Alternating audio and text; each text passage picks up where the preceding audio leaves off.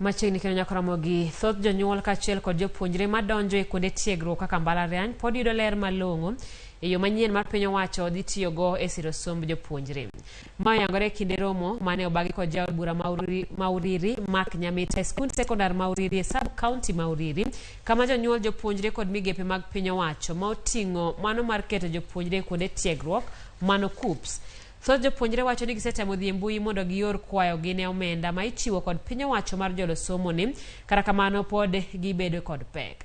Geno margi en ni e giko mar twak ni gidhi bedo kod yot e oro kwayo margi mondo giyud omenda ni, ka giwacho ni thoth giwuok e familia ma nweng'o ni piny. Jokanyo riwruok mar KUPPS wacho ni thoth jopuonjre pok oyudo ler e kotenore kod chenro manyien no. Yudo ng'ama nyalo gaida maber, anyalo go through it ma ayud loan. Kaka portal mar KUPPS no yaw, wa apply godo te mana apply course mar Bachelor of Art in Journalism and Mass Media in Kiswahili. Koro ema nwadhi temo kochacha, to kaka natemo portal mar HELB kaka no yaw, atemo apply to lakini failed, yani nitie chochni mang'eny. Indiko seche moko ni congestion ng'eny, kidhi asewuotho kanyo almost 1 week to pod nitie mana chochni mang'eny. Ler malong'o mar chenro manobiro ni pok wang'eyo ahinya.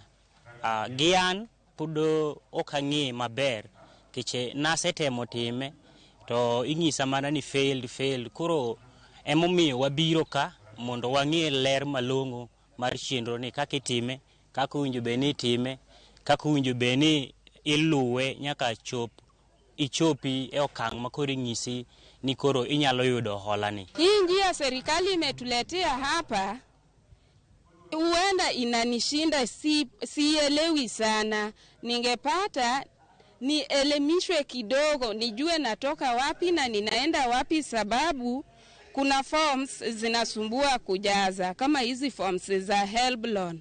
Unafika mahali unapata unataka loan type na unapata simu, ukipress haileti zile options yafaa ikuletee. Sasa leo nimekuja hapa nione kama nitapata huo usaidizi. Wengi hawajui na ndio maana tuko hapa. Na ningependa kuhimiza kama watu wengine pia wangeweza fanya kitu kama hichi, watengeneze masemina kama hizi, tuende all around the country tukihamasisha watu kuihusu, cause I think watu wanaona hiyo pesa kama compound, wajui italipika vipi, cause hata mimi mwenyewe hapo awali sikujua italipika vipi, because niko na kama 300k kwa mwaka mmoja, ambapo ni hizo ni semesters mbili, nitatoa wapi hiyo pesa?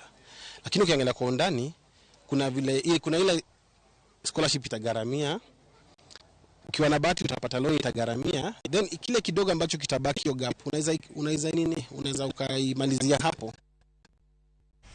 Jogo mane sector